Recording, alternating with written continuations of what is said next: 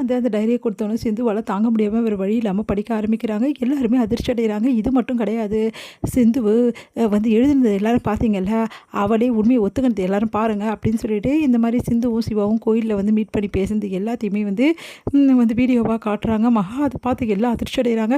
அடி பாவி, இவ்வளோ பெரிய பாவத்தை செஞ்சுருக்கேன், நீ எல்லாம் ஒரு பொண்ணு ஒன்றை போய் என் வயிற்றில் சுமந்துனேன்னு சொல்லிட்டு அவங்க அம்மா பயங்கரமாக திட்டுறாங்க. அவங்க அப்பா இல்லை, இதுக்கப்புறம் சிந்து என் பொண்ணே கிடையாது அப்படின்னு சொல்லிட்டு செமையாக திட்டுறாரு. எல்லாருமே அவங்கள பயங்கரமாக திட்டிகிட்டு இருக்காங்க. இந்த சூழ்நிலையில் வந்து என்ன பண்ணுறாங்க, பைரவி வந்து உன்னோட வந்து சுயநலத்துக்காக எல்லார் வாழ்க்கை இப்படி பாழாக்கிட்டே, நீ எல்லாம் ஒரு பொண்ணே கிடையாது, நீ எல்லாம் ஒரு மனுஷியா அப்படின்னு சொல்லிட்டு செமையாக திட்டுறாங்க. உடனே வந்து என்ன பண்ணுறதுன்னு தெரியாமல் தவிச்சிட்டு இருக்காங்க நம்ம வந்து சிந்து. அடுத்து வந்து இந்த மாதிரி ஒரு பொண்ணு வேணாம், இப்போ குடும்பத்தையே கெடுத்துருவா, இவளெல்லாம் வீட்டில் வச்சுருந்தா அவ்வளோதான், இந்த மாதிரி பொண்ணு உனக்கு வேணாம் சிவா, இவளை இப்போவே வந்து தலைமொழிக்கிறே அப்படின்னு சொல்லிட்டு அவங்க பெரியம்மா சொல்லிட்டு இருக்காங்க. உடனே சிவா என்ன பண்ணுறதுன்னு தெரியாமல் தவிச்சிட்டு இருக்காரு. அப்போ வந்து சிந்து வந்து அவங்க பெரியம்மா காலில் விழுந்து, அத்தை அப்படிலாம் பண்ணாதீங்க அத்தை, தயவுசெய்து என்னை மன்னிச்சுடுங்க அத்தைன்னு அழறாங்க. உனக்கு மன்னிப்பே கிடையாது, நீ ஒரு நம்பிக்கை துரோகி அப்படின்னு சொல்லிட்டு இருக்காங்க. இவகிட்ட என்ன பேச்சு வேண்டி கிடையாது, போடி வீட்டை விட்டு அப்படின்னு சொல்லிட்டு அப்படியே தட்டி இழுத்துட்டு போய் வெளியே வந்து தள்ளி விடுறாங்க. மகா, அத்தை என்னை விட்டுருங்க அத்தை அப்படின்னு சொல்கிறாங்க. விட மாட்டேன்டி அப்படின்னு சொல்லிட்டு அப்படியே தள்ளி விடுறாங்க. சிந்து அழுதுட்டுருக்காங்க. எல்லாருமே வந்து சிந்துவை பற்றி பேசிகிட்டு இருக்காங்க.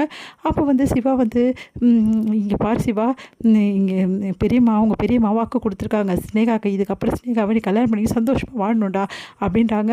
அவங்க பெரியம்மா என்ன பண்ணுறேன்னு திறமை தவிக்கிறாங்க. பாருங்கக்கா, நீங்கள் வாக்கு கொடுத்துருக்கீங்க, ஆமாம் நீங்கள் என் பொண்ணுக்கு வாக்கு கொடுத்துருக்கீங்க, அந்த வாக்கை இப்போ காப்பாற்றுங்க. என் பொண்ணு இவ்வளோ நாள் போய் சொல்கிறா சொன்னீங்கல்ல, இப்போ தான் உண்மை தெரிஞ்சிச்சுல, இப்போ என் பொண்ணுக்கும் சிவாக்கும் உடனே கல்யாணம் பண்ணி வைங்க அப்படின்னு சொல்லிட்டு ஸ்னேகாவோட அப்பா வந்து சொல்கிறாரு. அதை கேட்டு என்ன பண்ணுறதுன்னு தெரியாமல் தவிக்கிறாங்க வந்து நம்ம அன்னபூர்ணி. உடனே அன்னபூர்ணி வந்து ஆமாம் சிவா, வேறு வழி கிடையாது, நான் வாக்கு கொடுத்துருக்கேன், நீ ஸ்னேகாவை கல்யாணம் பண்ணிக்கோ சிவா அப்படின்னு சொல்கிறாங்க. சாரி பெரியம்மா, அது மட்டும் என்னால் முடியாது அப்படின்றாரு. அதை கேட்டு எல்லாம் அதிர்ச்சி அடைகிறாங்க. என்ன சிவா, எதனால் உன்னால் முடியாது, ஸ்னேகாவை தானே நீ விரும்பின, அவளை கல்யாணம் பண்ணது உனக்கு என்ன பிரச்சனை, அதான் நீ எந்த தப்பு செய்யலைன்னு எல்லாருக்கும் தெரிஞ்சு போச்சு, இதுக்கப்புறம் ஸ்னேகாவை கல்யாணம் பண்ணி சந்தோஷமாக வாழப்பாரு அப்படின்னோடனே என் மனசில் ஸ்னேகா இல்லை, அவளை நான் கல்யாணம் பண்ணிக்க முடியாது அப்படின்னு சொல்லிட்டு சிவா வந்து சொல்கிறாரு. அதை கேட்டு எல்லாம் அதிர்ச்சி அடைகிறாங்க.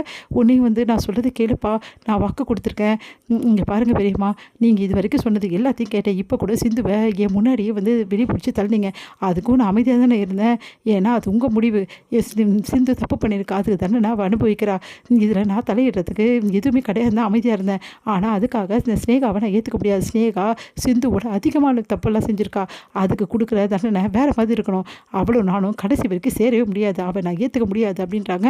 அதை கேட்டுட்டு அப்படியே ஸ்னேகா செம்ம டென்ஷன், என்ன சிவா என்ன ஓவராக போயிட்டே இருக்கேன், சிந்துவோட நான் ஒன்றும் தப்பு பண்ணல, அவள் ஒரு நம்பிக்கை துரோகி, நான் தப்பு பண்ணதுக்கெல்லாம் காரணம் நீ எனக்கு கிடைக்கலன்னு தான், இப்போ நீ கிடச்சிட்டின்னா நான் தப்பெல்லாம் பண்ண மாட்டேன் சிவா அப்படின்றாங்க. நீ பிறவிலேயே தப்பு பண்ணுறவ, உன்னை பற்றி எனக்கு நல்லாவே தெரியும், தேவையில்லாமல் வந்து சீன் கிரியேட் பண்ணாத, இங்கே பாரு உன்னை நான் ஏற்றுக்க முடியாது, ஏன் ஏற்றுக்க முடியாதுன்ற, ஏன்னா சிந்து தான் என் மனசில் இருக்கா, நான் சிந்துவை லவ் பண்ணுறேன் அப்படின்றாரு. அதை கேட்டு அதிர்ச்சி அடைகிறாங்க ஸ்னேகா.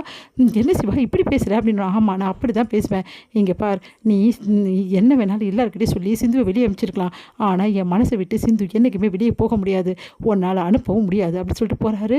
அதை கேட்டு என்ன ஆண்டி இதெல்லாம், நீங்கள் வாக்கு கொடுத்தீங்கல்ல எனக்கும் சிவாக்கும் கல்யாணம் பண்ணி வைக்கிறேன்னு, இப்போ என்ன சிவா ஏற்றுக்க மாட்டேங்கிறாரு, நான் ஒத்துக்க மாட்டேன், நீங்கள் எனக்கு கல்யாணம் பண்ணி வச்சு தீரணும் அப்படின்றாங்க.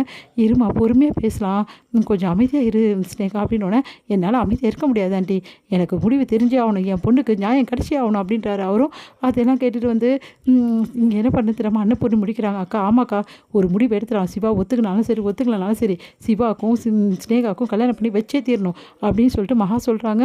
இங்கே வந்து சிந்து வந்து அழுதுகிட்டே அங்கேருந்து கிளம்பி போயிட்டே இருக்காங்க.